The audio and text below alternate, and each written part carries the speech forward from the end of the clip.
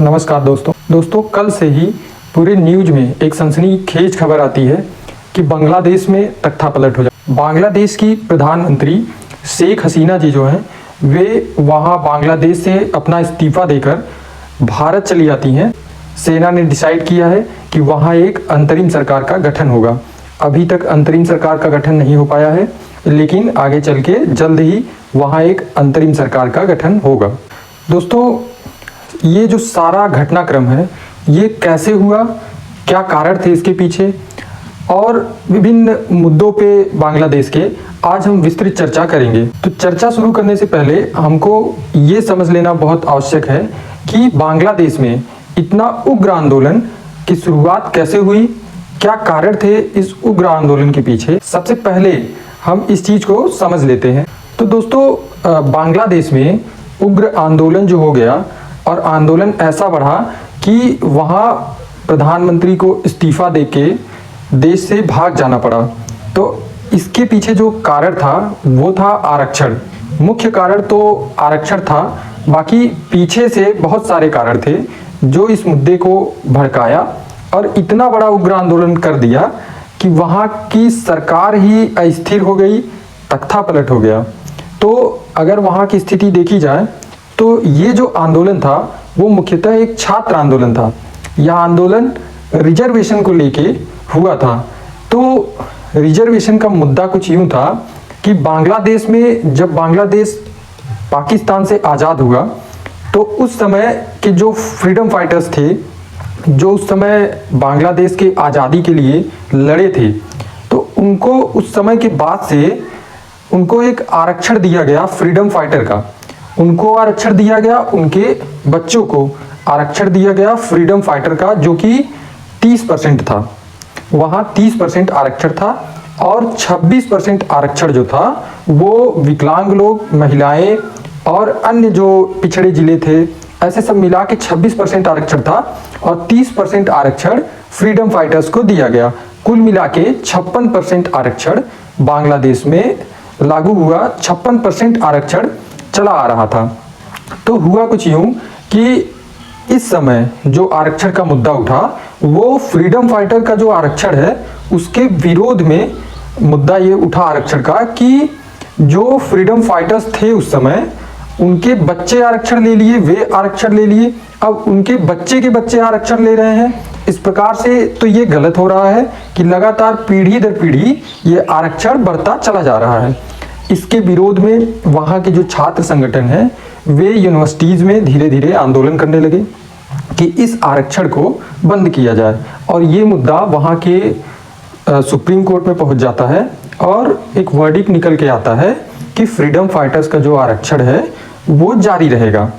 और जैसे ही supreme court का ये निर्णय आता है आरक्षण को लेके, उसके बाद से ही वहाँ ये जो आंदोलन है आरक्षण को लेके वो धीरे धीरे बहुत उग्र होता चला गया और उग्रता इतनी ज़्यादा बढ़ गई कि कल का जो है न्यूज आता है कि वहाँ तख्तापलट हो गया। था तो ये छात्र आंदोलन, लेकिन पीछे से बहुत सारी संस्थाएं इस आंदोलन में लग जाती हैं और ये आंदोलन धीरे धीरे हिंसक आंदोलन में बदलता चला जाता है।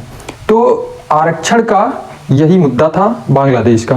दोस्तों, आरक्षण का ये उग्र आंदोलन तो चल ही रहा था, बीच में जो आंदोलन को और उग्र कर दिया और हिंसक बना दिया वो था शेख हसीना जी का इस आरक्षण मुद्दे पे उनका बयान। ये शेख हसीना जी की बहुत बड़ी गलती थी जिसकी वजह से ये आंदोलन और हिंसक और उग्र हो गया। वो ये स्टेटमेंट था कि जब सुप्रीम कोर्ट ने फ्रीडम फाइटर्स के आरक्षण को जारी करने के लिए आदेश देता है, उसके बाद कुछ समय पश्चात जो है शेख हसीना जी का आरक्षण पे स्टेटमेंट आता है कि ये जो डिसीजन है ये सुप्रीम कोर्ट का है और इसका जो विरोध कर रहे हैं वे बांग्लादेश के रजाकार हैं, न कि ये छात्र हैं। ये वे रजाकार हैं जो इस छात्र आंदोलन में घुस के, या जो भी छात्र इस आंदोलन को उग्र या हिंसक बना रहे हैं, ये रजाकार हैं। अब रजाकार क्या है? ये जो रजाकार शब्द है, जैसे ही उन्होंने रजाकार शब्द को इसमें सम्मिलित किया अपने स्टेटमेंट में, उसके बाद से जो है ये आंदोलन जो था वो बहुत ज़्यादा हिंसक हो गया और पूरे देश में ये व्याप्त हो गया और हिंसा बहुत ज़्यादा हो गई। उसका रीज़न ये है कि बांग्लादेश में ये जो रजाकार शब्द है इसका अर्थ जो है लगभग देशद्रोह होता है। क्या हुआ कि जब बांग्लादेश के आज़ादी के लिए युद्ध चल रहा था उस समय जो लोग पाकिस्तान के समर्थन में युद्ध कर रहे थे, बांग्लादेश के लोग जो पाकिस्तान की तरफ से युद्ध कर रहे थे उनको उस समय रजाकार बोला गया। तो शेख हसीना जी का इन आंदोलनकारियों को रजाकार कहना वहाँ के आंदोलन को और हिंसक और भयावह कर देता है। उसके बाद से ही जो है पूरे देश में ये हिंसक आंदोलन बहुत ज़्यादा उग्र हो गया। दोस्तों, इस तख्ता पलट के पीछे आरक्षण तो बहुत बड़ा मुद्दा था ही, उसके साथ और भी बहुत सारे मुद्दे थे। जैसे कि शेख हसीना जी का जो अभी चुनाव हुआ था पिछले समय, उसमें उनका कुछ तानाशाही देखा गया था। उनको देश में क्लेम किया जा रहा था कि ये जो चुनाव था इसमें उन्होंने ही जो है अपने पक्ष के लोगों को अपने खिलाफ चुनाव में खड़ा किया और विपक्षी पार्टी के लगभग 1100 लोगों को वे जेल भेज दी या उनको चुनाव नहीं लड़ने दिया और अपने ही पार्टी के लोगों को अपने विपक्ष में खड़ा करके और चुनाव पूरी तरीके से जीत लिया। इस प्रकार से वहाँ के लोगों का ये भी क्लेम था कि शेख हसीना जी ऑटोक्रेट हो गई हैं, वो तानाशाही के रास्ते पे चल रही हैं। एक मुद्दा और भी उभर के आता है इसके अलावा कि जो शेख हसीना जी हैं इनका जो पॉलिटिकल स्टैंड है वो काफ़ी सेक्युलर है, वो रिलीजियस स्टैंड नहीं रखती हैं। तो जब से ये सरकार को इन्होंने संभाला है तो डेवलपमेंट्स तो बहुत ज़्यादा इन्होंने किया बांग्लादेश में, इसमें कोई दो राय नहीं है। लेकिन वहाँ के लोगों में एक ये क्लेम है जो है कि ये सेक्युलर हैं, न कि रिलीजियस लीडर हैं। तो वहाँ के जो रिलीजियस पार्टीज़ हैं, जो संगठन हैं, वे कहीं न कहीं इनको पसंद नहीं करते हैं और इनके रिलीजियस स्टैंड न लेने के कारण, क्योंकि वहाँ बहुसंख्यक जो हैं वो मुस्लिम हैं और उनका क्लेम है कि शेख हसीना जी जो हैं ये सेक्युलर हैं और रिलीजियस नहीं हैं और वहाँ रिलीजियस लीडर का डिमांड हमेशा से रहा है। कहीं न कहीं ये भी कारण जो है इस तख्ता पलट में शामिल है, इनका सेक्युलर स्टैंड लेना। क्योंकि दोस्तों तख्ता पलट जो बांग्लादेश में हुआ है, किसी एक मुद्दे को लेके आंदोलन होना, उग्र हो जाना आंदोलन का और हिंसक आंदोलन में बदल जाना, ये तीनों चीज़ें अलग अलग हैं। क्योंकि आंदोलन इतना ज़्यादा हिंसक हो गया कि किसी देश में तख्ता पलट हो जाता है तो आप भी समझते होंगे कि इसके पीछे कहीं न कहीं अन्य देशों के भी हाथ हैं और उसके पीछे कई संगठन भी लगे होंगे इस आंदोलन को हिंसक बनाने में। तो इन सभी चीज़ों को समझने के लिए हमको बांग्लादेश के बारे में, वहाँ का क्या पॉलिटिकल बैकग्राउंड है, क्या क्या चीज़ें वहाँ मायने रखती हैं, इन सभी चीज़ों को और शेख हसीना जी के बारे में स्पेशली समझना पड़ेगा कि वहाँ कौन कौन से लीडर्स हैं जो पॉलिटिकल अपना प्रभुत्व रखते हैं। इन सभी चीज़ों को भी हमें समझना होगा। तो आइए समझते हैं कि क्या है वहाँ का पॉलिटिकल हिस्ट्री और क्या है वहाँ का पॉलिटिकल बैकग्राउंड। दोस्तों, बांग्लादेश में पॉलिटिकल पार्टीज़ को अगर देखा जाए तो वहाँ मुख्यतः दो पॉलिटिकल पार्टीज़ हैं जो चुनाव लड़ती हैं। एक है बांग्लादेश नेशनलिस्ट पार्टी, जिसकी अभी जो एक्स पीएम थी वो खालिदा जिया हैं, और जो इस समय शेख हसीना जी की पार्टी है वो आवामी लीग है। तो यही दो पार्टीज़ वहाँ शासन में रही हैं। और उसके अलावा तीसरा एक संगठन है, एक्सट्रीमिस्ट रिलीजियस संगठन आप कह सकते हैं, ये जमात इस्लाम है, जो कि वहाँ के पॉलिटिक्स में बहुत अहम रोल अदा करता है।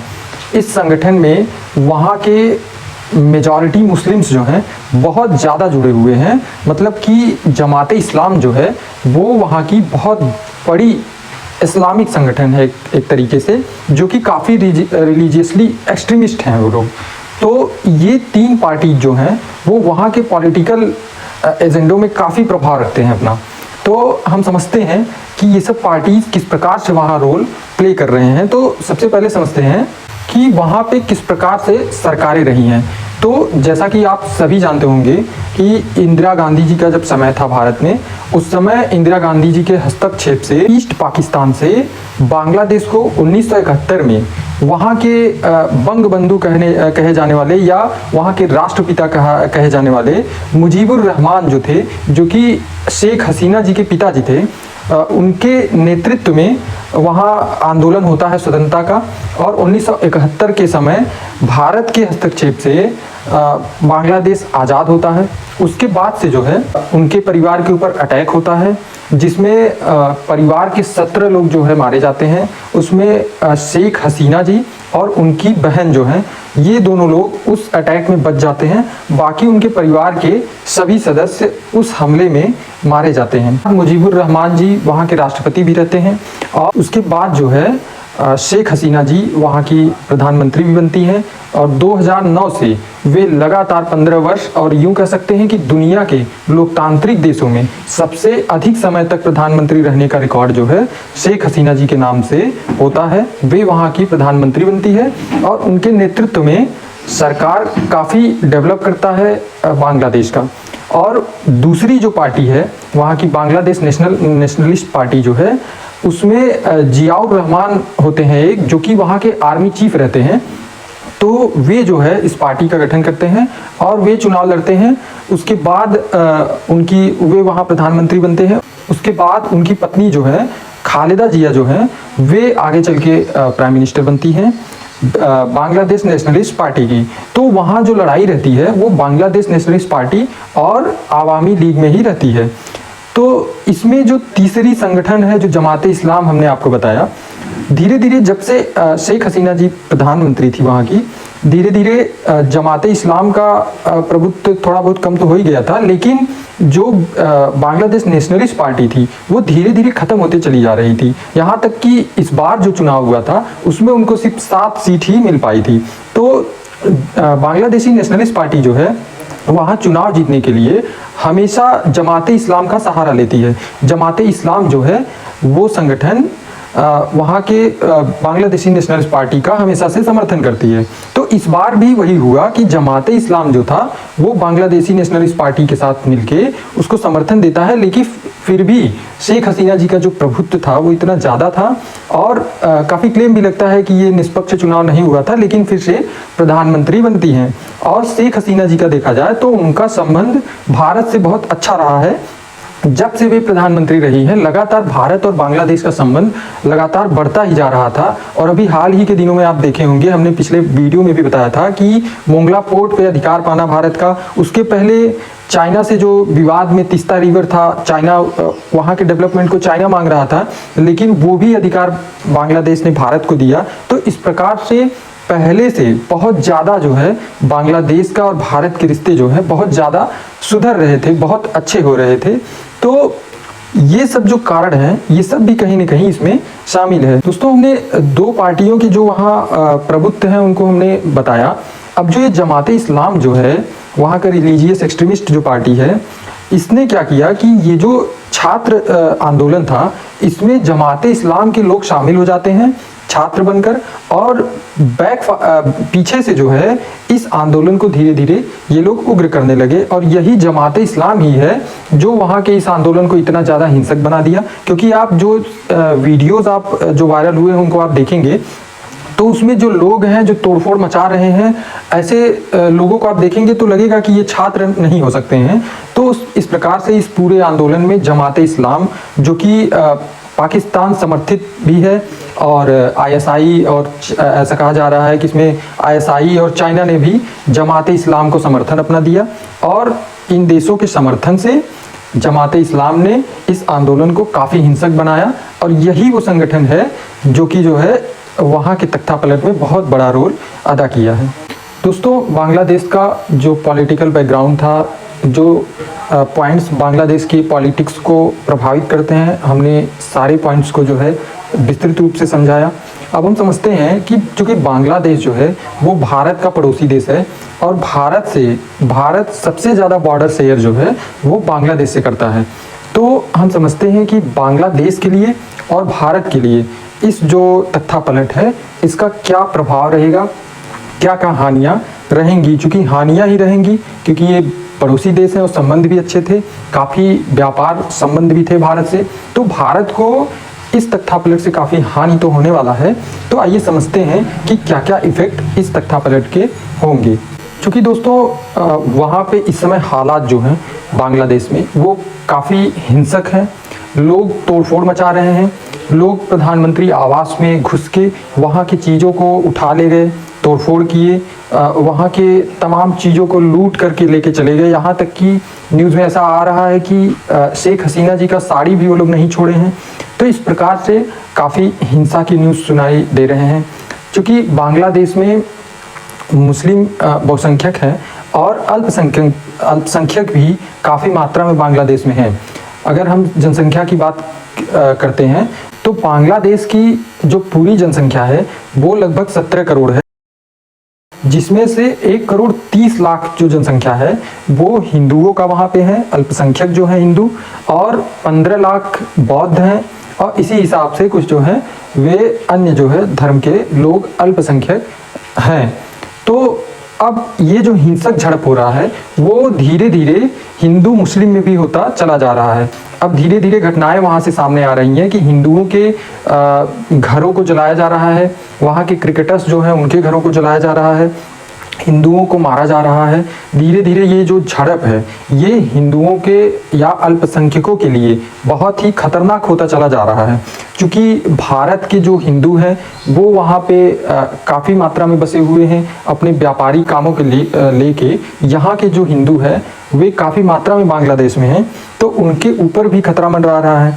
क्योंकि बांग्लादेश का और भारत का बॉर्डर्स जो है वो बहुत ज़्यादा शेयर होता है, तो वहाँ से पलायन जो होता है वो भारत में बहुत ज़्यादा होता है। तो जब वहाँ हिंदूज़ के ऊपर अटैक होगा तो वे शरणार्थी बन के भारत में आएंगे, और ऐसा क्लेम किया जा रहा है, भारत के बहुत सारे नेता भी इस पे क्लेम कर रहे हैं कि 1,30,00,000 अगर वहाँ पे हिंदूज़ हैं तो वे वहाँ से यहाँ पलायन करेंगे भारत में, और लगभग 1 करोड़ से अधिक शरणार्थी भारत में आएंगे। ऐसा आशंका जो है यहाँ के नेता लोगों ने जताया है, काफ़ी स्टेटमेंट्स इस पे आए हैं।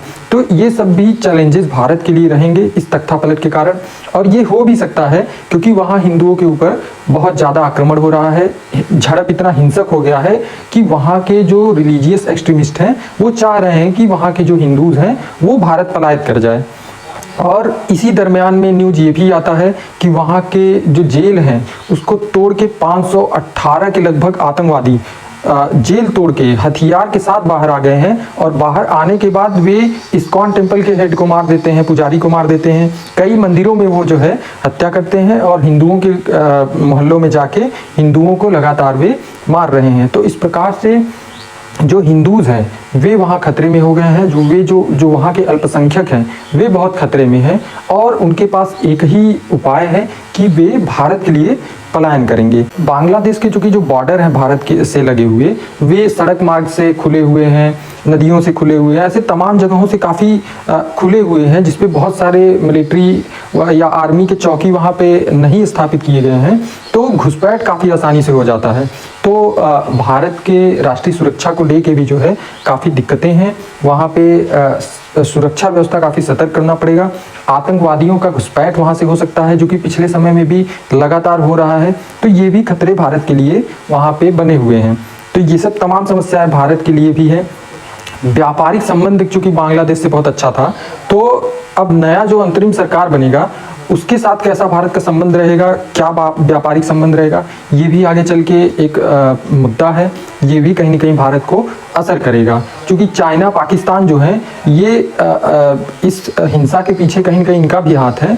तो इनको तो फ़ायदा होगा, लेकिन भारत के लिए काफ़ी नुकसान है इस तख्तापलट से। दोस्तों, चाइना और पाकिस्तान का लगातार ये प्रयास रहता है कि कुछ इस प्रकार से भारत को तमाम जगहों से घेरा जाए। अभी पिछले समय में आपने श्रीलंका में भी कुछ इसी प्रकार के हालात देखे होंगे। वहाँ भी ऐसे ही हिंसा जो था वो काफ़ी उग्र हो गया था, और वहाँ के लोग भी वहाँ के राष्ट्रपति भवन में घुस जाते हैं, तोड़फोड़ करते हैं और लूट करते हैं। सेम पैटर्न पे जो है यहाँ भी होता है। वहाँ महंगाई और तमाम ऐसे मुद्दों को लेके ये झड़प जो था वो हिंसक हो गया था, और कहीं ना कहीं वहाँ पे भी चाइना का जो है बैक रोल देखा गया था।